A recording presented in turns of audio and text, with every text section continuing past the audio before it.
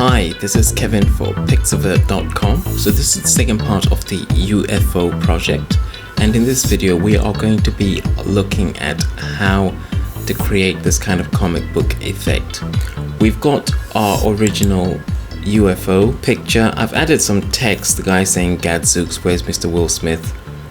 Because when you've got aliens like this, you do need to follow the recommended guideline for dealing with aliens, and that's to get Will Smith. And what we've done is added a couple of filters and made it look like a 20th century schoolboy sci-fi comic. The effect is achieved using exactly the same effect as with the etching video, but rather than just having textural detail coming through, we've also got the contours being fairly well described using these horizontal lines. We'll start off from scratch. I'm going to get rid of my smart filters, just delete those. And we start off with this document. The text, by the way, is just literally a rounded rectangle with a black stroke and a white fill and a bit of a texture overlay. I'll show you how to get that texture overlay. We take our alien craft, merge it with the background and turn it into a smart object. The important thing, the most important thing, is to apply smart sharpen. So for this particular project, I found that what I needed was an amount of 500%. If I could go higher than that, I would, and a radius of around 6.6%. And that really is essential for getting this particular effect to work. Next, what we do is that we go to the filter gallery, and there are three filters at work here. We've got the halftone, the torn edges, and the texturizer. I'm going to delete all of those and we'll start from scratch.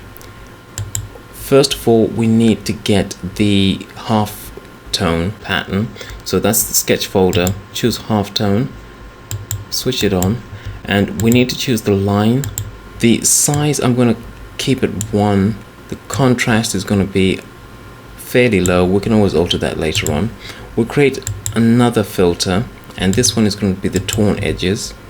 And here we need to just alter the balance so we get quite a lot of the textural detail coming out, a lot of the horizontal lines showing through in the contours of this object, of this spacecraft.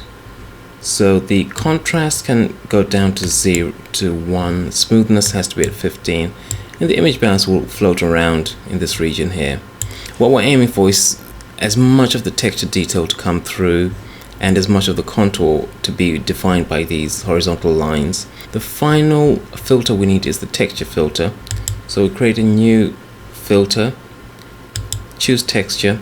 We need sandstone, a scaling of 100%, and the relief is going to be 2 or 3%, and that just gives the impression of fairly rough, thick paper. I'm going to hit OK, and there you have it. It's very simple, very easy to achieve. And I'm just going to demonstrate to you how important the smart sharpen is. If we switch it off, you can see it's a total disaster.